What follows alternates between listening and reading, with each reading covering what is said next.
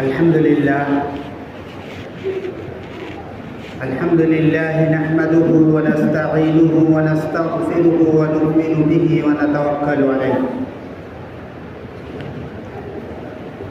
ونعوذ بالله من شرور أنفسنا ومن سيئات أعمالنا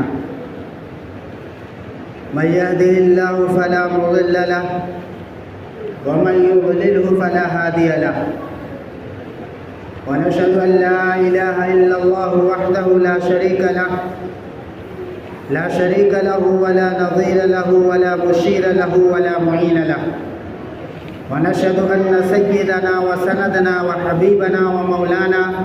محمدا عبده ورسوله صلى الله عليه وعلى آله وصحبه أجمعين أما بعد قال الله تبارك وتعالى في القرآن الكريم والفرقان الحميد أعوذ بالله من الشيطان الرجيم بسم الله الرحمن الرحيم وما أمروا إلا ليعبدوا الله مخلصين له الدين وقال النبي صلى الله عليه وسلم إنما الأعمال بالنيات وإنما لامرئ ما نوى صدق الله مولانا العظيم وصدق رسوله النبي الكريم ونحن على ذلك لمن الشاهدين والشاكرين والحمد لله رب العالمين. میرے محترم بزرگوں اور دوستوں، اللہ تبارک و تعالی نے ہم سب کو ایمان کی دولت بخشی اور اللہ تبارک و تعالی نے ہم سب کو اعمال صالحہ کا حکم دیا. ایمان لانے کے بعد ایمان والوں کو اعمال صالحہ میں لگ جانی چاہیے، اور انسان جو بھی عمل کرے وہ اخلاص کے ساتھ کرے، اللہ کو خوش کرنے کے لیے، اللہ کو راضی کرنے کے لیے. اگر انسان ایسا کرتا ہے، ایمان والا اگر ایسا کرتا ہے کہ جو بھی عمل کرے وہ اللہ تعالیٰ کو خوش کرنے کے لیے، راضی کرنے کے لیے، تو پھر اس کا یہ عمل قابل قبول. لیکن اگر یہ نیت ہو کہ میں اچھا کہا جاؤں، میں پارسا کہا جاؤں، مجھے لوگ اچھی نگاہ سے دیکھیں، تو پھر اس کا یہ عمل جو ہے وہ قابل قبول نہیں. کسی بھی نیک عمل کی قبولیت کے لیے اخلاص کا ہونا ضروری. اگر اخلاص نہیں ہے تو آپ کا بڑا سے بڑا عمل جو ہے وہ اللہ کے نزدیک مردود. اور اگر اخلاص ہے تو آپ کا چھوٹا سے چھوٹا عمل بھی اللہ تعالیٰ کے نزدیک قابل قبول ہے، اور اللہ چاہے تو اس کے اوپر آپ کی مغفرت فرما دے گا. یہ نیت کا درست ہونا، نیت کو ٹھیک کرنا، یہ کوئی معمولی چیز نہیں ہے. اپنی نیتوں کو درست کرنا اعمال کے اندر یہ کوئی معمولی چیز نہیں ہے. ہمارے اکابر جو ہے وہ اپنی نیتوں کو درست کرنے کے لیے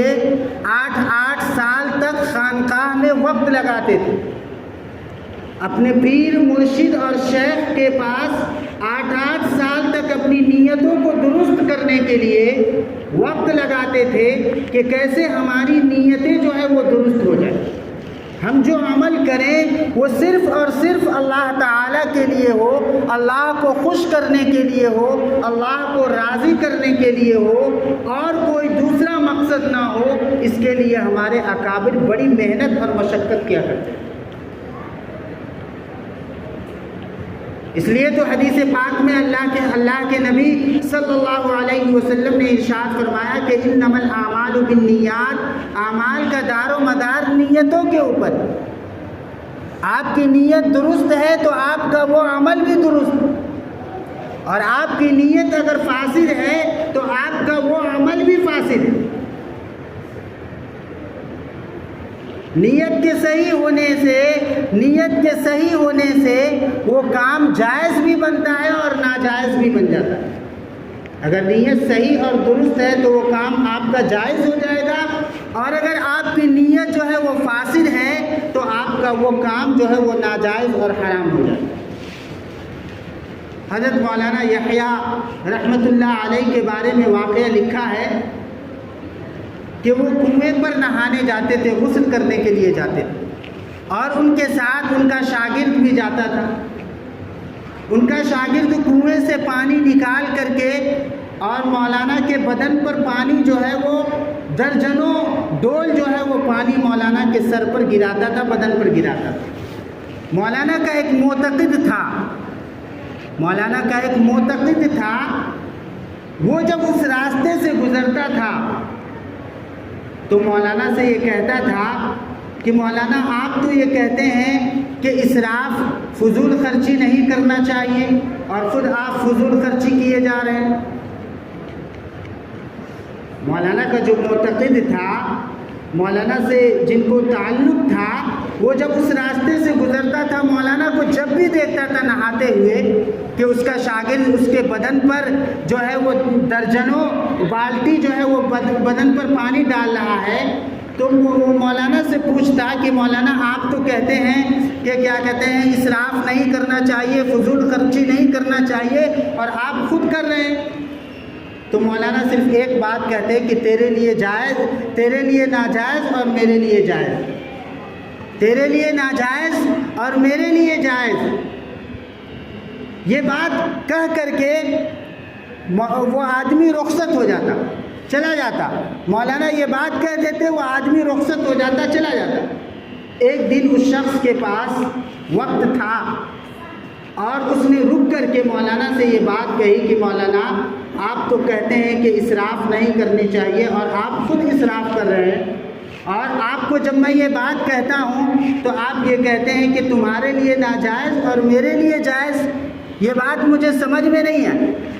یہ بات مجھے سمجھ میں نہیں ہے۔ تو مولانا یحییٰ رحمۃ اللہ علیہ نے ان سے یہ کہا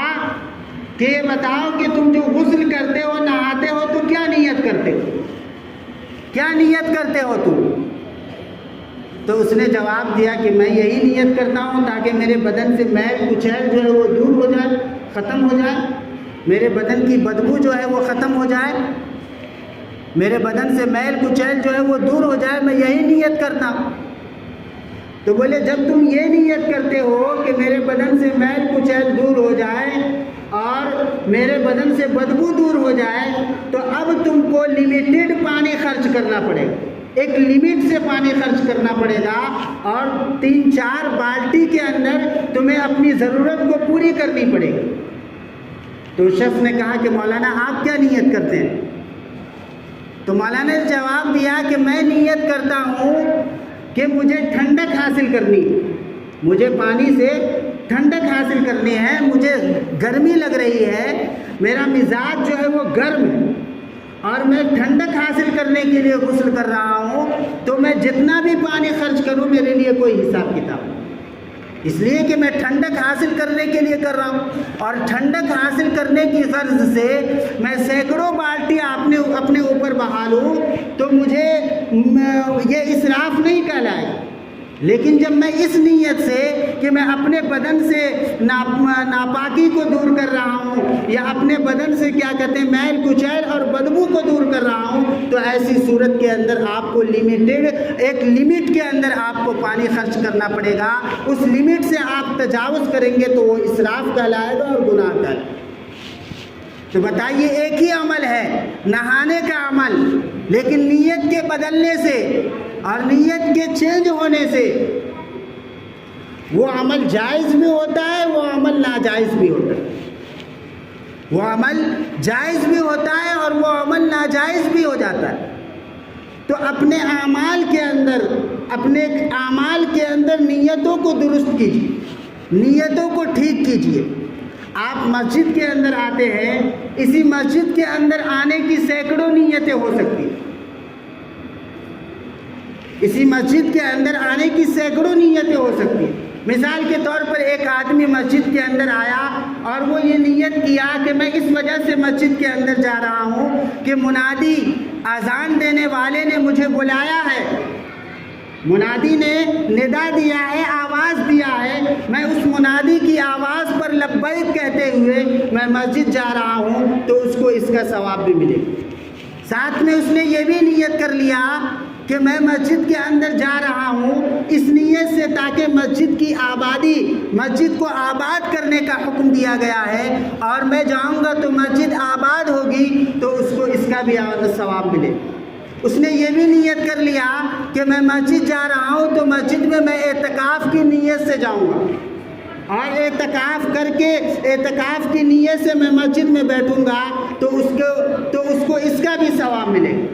اس نے یہ بھی نیت کر لیا کہ میں مسجد میں جا رہا ہوں، جمعہ میں جو بیان ہوگا اس بیان کو میں غور سے سنوں گا، سیکھوں گا اور عمل کرنے کی کوشش کروں گا تو اس کو اس کا بھی ثواب ملے۔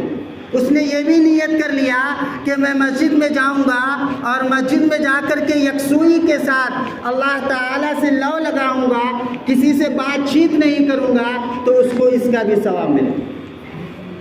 اس نے یہ بھی نیت کر لیا کہ میں مسجد میں جاتا ہوں اور مسجد میں جانے کے بعد کیا کہتے ہیں کہ محلے کے سارے لوگ وہاں موجود ہوں گے، اس میں کوئی بیمار ہوگا تو اس کی بیمار کرسی کر لوں گا،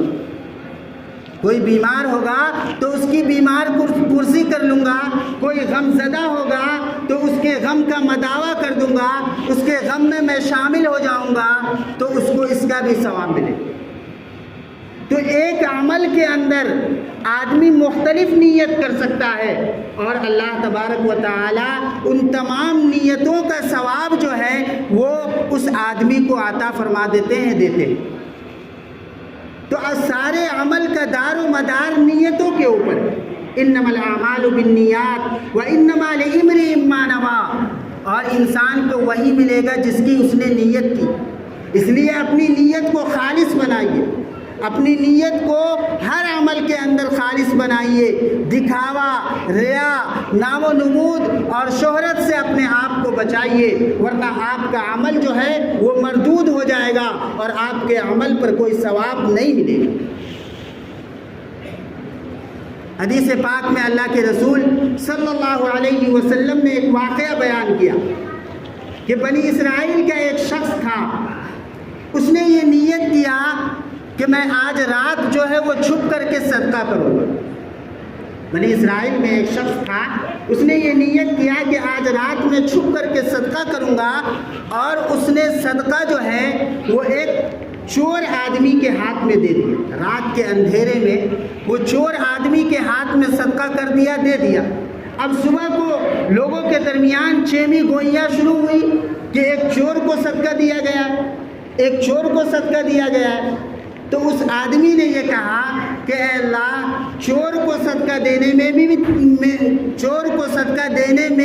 اے اللہ تیری ہی تعریف ہے، میرا مال تو اس لائق بھی نہیں تھا کہ چور کو دیا جائے۔ چنانچہ اس نے پھر یہ نیت کیا کہ آج رات پھر میں یہ صدقہ کروں گا، کیونکہ وہ صدقہ جو ہے وہ تو برباد ہو گیا، وہ چور کے ہاتھ میں چلا گیا۔ چنانچہ اس رات کے اندر اس نے جو صدقہ کیا تو ایک بدکار عورت کے ہاتھ میں وہ صدقہ کر دیا۔ اب صبح کو شور ہوا، صبح کو چیمی گوئیاں ہوئی، لوگوں میں باتیں ہوئی کہ صدقہ جو ہے ایک بدکار عورت کو دیا گیا۔ اس شخص نے کہا کہ اے اللہ،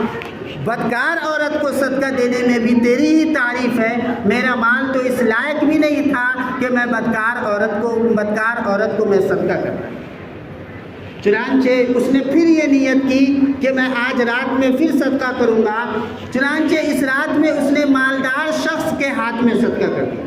ایک مالدار شخص تھا جس کو مالدار کو تو صدقہ نہیں دیا جاتا، صدقہ تو غریب کو دیا جاتا ہے۔ مالدار شخص کے ہاتھ میں صدقہ دے دیا، اور کیا کہتے ہیں پھر صبح میں چیمی گوئیاں شروع ہوئی، لوگوں میں باتیں ہوئی کہ ایک مالدار شخص کو صدقہ دے دیا گیا۔ تو خواب میں اس کو بتلایا گیا اس شخص کو کہ تمہارے صدقات جو ہے وہ قبول کر لیے گئے، تمہارے صدقات جو ہے وہ قبول کر لیے گئے، کیونکہ تم نے جو صدقہ کیا تھا وہ خلوص نیت سے کیا، تم نے اللہ کو راضی کرنے کے لیے، اللہ کو خوش کرنے کے لیے کیا تھا۔ تمہیں یہ نہیں معلوم تھا کہ تم جس کو صدقہ کر رہے ہو وہ چور ہے یا بدکار عورت ہے یا مالدار ہے، تم نے خلوص نیت کے ساتھ صدقہ کیا تھا، لہٰذا تمہارا صدقہ جو ہے وہ قبول ہے۔ اور اللہ تعالیٰ نے چور کو جو صدقہ کرایا وہ اس غرض اور اس بنیاد پر تاکہ وہ چور اپنی چوری سے باز آ جائے، اور اس بدکار عورت کو جو اللہ تعالیٰ نے صدقہ کرایا وہ اس وجہ سے تاکہ وہ اپنی بدکاری سے باز آ جائے اور اپنی بدکاری سے رک جائے، کہ جب اللہ تبارک و تعالیٰ بغیر بدکاری کے بھی اللہ تعالیٰ جب مال پہنچاتے ہیں اور مال دیتے ہیں تو مجھے اس غلط کام سے رک جانی چاہیے۔ اور اللہ تعالیٰ نے مالدار کو اس لیے صدقہ دلوایا تاکہ مالدار کو یہ سبق حاصل کرنا چاہیے اور یہ عبرت پکڑنی چاہیے کہ ہمیں بھی اپنے مال میں اسی طریقے سے صدقہ اور خیرات کرنی چاہیے۔ تو آپ اندازہ لگائیں کہ اخلاص کی وجہ سے اس آدمی کا تینوں آدمی کو دیا ہوا مال اور صدقہ جو ہے وہ اللہ کے نزدیک قبول ہو۔ تو یہ اخلاص بہت بڑی نعمت ہے اور بہت بڑی دولت ہے۔ ایک واقعہ لکھا ہے کہ حدیث کی کتابوں کے اندر کہ پرانے زمانے میں پچھلی امتوں میں سے کوئی 3 شخص جو ہے وہ سفر میں جا رہا تھا، 3 آدمی سفر میں جا رہا تھا اور رات ہو گئی۔ رات گزارنے کے لیے ایک غار کو انہوں نے ایک غار کا انتخاب کیا اور اس غار میں چلے گئے، اور اتفاق ایسا ہوا کہ اوپر سے ایک چٹان جو ہے وہ گری اور اس غار کا منہ جو ہے وہ بند ہو گیا۔ اب وہ تینوں آدمی اس غار کے اندر پھنس گئے۔ اب تینوں نے یہ فیصلہ کیا کہ اس غار سے نکلنے کی یہی صورت ہے کہ ہم سب لوگ اپنے اعمال صالحہ کے ذریعے اللہ تعالیٰ سے دعا کریں اور اللہ تعالیٰ سے التجا کریں کہ اللہ اس غار کے منہ کو کسی طریقے سے کھول دے اور اس پتھر کو ہٹا دے۔ چنانچہ اس میں سے ایک آدمی نے یہ دعا کی کہ اللہ، میرے بوڑھے ماں باپ تھے اور میں اپنے ماں باپ کو سب سے پہلے اپنے بیوی بال بچوں اور غلاموں سے پہلے دودھ دوہ کر کے پلاتا تھا۔ ایک دن میں سفر میں کہیں دور چلا گیا اور میں گھر پر جو لوٹا تو لیٹ لوٹا اور میرے ماں باپ جو ہے وہ سو چکے تھے، پھر بھی میں نے جا کر کے دودھ دوہا اور اپنے غلاموں اور بچوں سے پہلے میں نے یہ چاہا کہ اپنے والدین کو دودھ پلا دیتا ہوں، لیکن میرے والدین جو ہے جب میں والدین کے پاس پیالہ لے کر کے پہنچا تو وہ بیدار نہیں ہوئے تھے، وہ سوئے ہوئے تھے۔ میں پوری رات ان کے سرہانے کھڑا رہا کہ جب یہ بیدار ہوں گے میں ان کو دودھ کا پیالہ پیش کر دوں گا، یہاں تک کہ صبح ہو گئی اور صبح کے وقت میرے والدین کی آنکھ کھلی۔ صبح کے وقت میں نے دودھ کا پیالہ ان کو پیش کیا اور انہوں نے دودھ پیا اور دودھ نوش کیا۔ اے اللہ، اگر یہ کام میں نے صرف تیری رضا اور خوشنودی کے لیے کیا، تجھ کو راضی اور خوش کرنے کے لیے کیا، تو اے اللہ اس غار کے پتھر کے منہ کو کھول دے، اس غار کے منہ کو کھول دے۔ چنانچہ اس دعا سے غار کا وہ پتھر جو ہے تھوڑا سا سرک گیا اور کچھ منہ کا حصہ جو ہے وہ کھل گیا۔ اور دوسرے آدمی نے یہ دعا کیا کہ اے اللہ، میری چچا زاد بہن تھی اور بہت خوبصورت تھی، میں اس سے نفسانی خواہش پوری کرنا چاہتا تھا لیکن کوئی راستہ نہیں بن رہا تھا۔ ایک مرتبہ قحط سالی ہوئی اور قحط سالی کی صورت میں وہ میرے پاس مجبور ہو کر کے میرے پاس کچھ پیسے مانگنے آئی۔ میں نے اسے اسی شرط پر پیسہ دینے کے لیے تیار ہوا کہ تم میرے ساتھ غلط کام کرو، میری نفسانی خواہش کو پوری کرو۔ وہ تیار ہو گئی اور جب میں اس سے اپنی نفسانی خواہش پوری کرنے کے لیے گیا تو اس نے یہ کہا کہ یہ حرام ہے، اگر یہ میرے ساتھ یہ مجبوری نہ ہوتی اور یہ پریشانی نہ ہوتی تو میں کبھی بھی اس کام کے لیے تیار نہیں ہوتی۔ وہ آدمی کہتا ہے کہ یہ سن کر کے میں اس کام سے باز آ گیا اور اس کام سے رک گیا اور وہ پیسہ بھی میں اپنی چچیری بہن کو دے دیا اور وہ اپنی ضرورت پوری کر لی۔ اے اللہ، اگر میں نے یہ کام صرف تیری رضا اور خوشنودی کے لیے کیا ہے تو اے اللہ اس مصیبت سے اور اس پریشانی سے ہمیں نجات دے دے۔ چنانچہ غار کا وہ منہ جو ہے وہ اور کھل گیا۔ تیسرے آدمی نے دعا کی تیسرے آدمی نے یہ دعا کی کہ اللہ میں نے کچھ مزدور رکھے تھے، ان مزدوروں میں سے سارے مزدوروں کو میں نے مزدوری دے دی، ایک شخص جو اپنی مزدوری نہیں لے کر کے گیا میں نے اس کی مزدوری کو بچا کر کے رکھا، اس کو تجارت میں لگایا، اس کو بزنس میں لگایا، اور اس کی وجہ سے بہت سارے اونٹ، بہت ساری بکریاں اور بہت سارے مال جو ہے وہ جمع ہو گئے۔ بہت دنوں کے بعد وہ آدمی اپنی تجارت لینے کے لیے، اپنی اجرت لینے کے لیے میرے پاس آیا۔ میں نے کہا کہ یہ اونٹ، یہ بکریاں اور یہ ساز و سامان تمہارے ہیں، تم سب لے کر کے جاؤ۔ اس آدمی نے کہا کہ مذاق مت کرو، میری جو اجرت ہے وہ اجرت صرف مجھے دے دو۔ اس نے کہا کہ دیکھو جب تم اپنی مزدوری اور اجرت چھوڑ کر کے گئے تھے تو میں نے اس کو تجارت میں لگایا، اور وہ تجارت جو ہے وہ بڑھی، اور اس کے نتیجے میں یہ ساری اونٹنیاں، یہ ساری گائیں اور یہ سارے عام مال جو ہے وہ سب اس کی اجرت کے منافع میں ہے، لہٰذا تم سب لے جاؤ۔ پھر اس آدمی نے وہ ساری چیزیں لے گیا۔ اس آدمی نے اللہ تعالیٰ سے کہا کہ اے اللہ میں نے یہ کام صرف اور صرف تیری رضا اور خوشنودی کے لیے کیا ہے، اے اللہ اپنے فضل سے اس غار کے منہ کو کھول دے۔ چنانچہ وہ پتھر جو ہے وہ غار کے منہ سے پورا سرک گیا، اور یہ لوگ بعافیت جو ہے وہ باہر نکل گئے۔ تو اخلاص کی برکت، آپ جو بھی عمل کریں، ہم جو بھی عمل کریں وہ اخلاص کے ساتھ کریں، اللہ تعالیٰ کو راضی اور خوش کرنے کے لیے کریں۔ اللہ تعالیٰ ہم سب کو کہنے سننے سے زیادہ عمل کی توفیق عنایت فرمائے۔ وآخر دعوانا ان الحمد للہ رب العالمین۔ جو لوگ سنت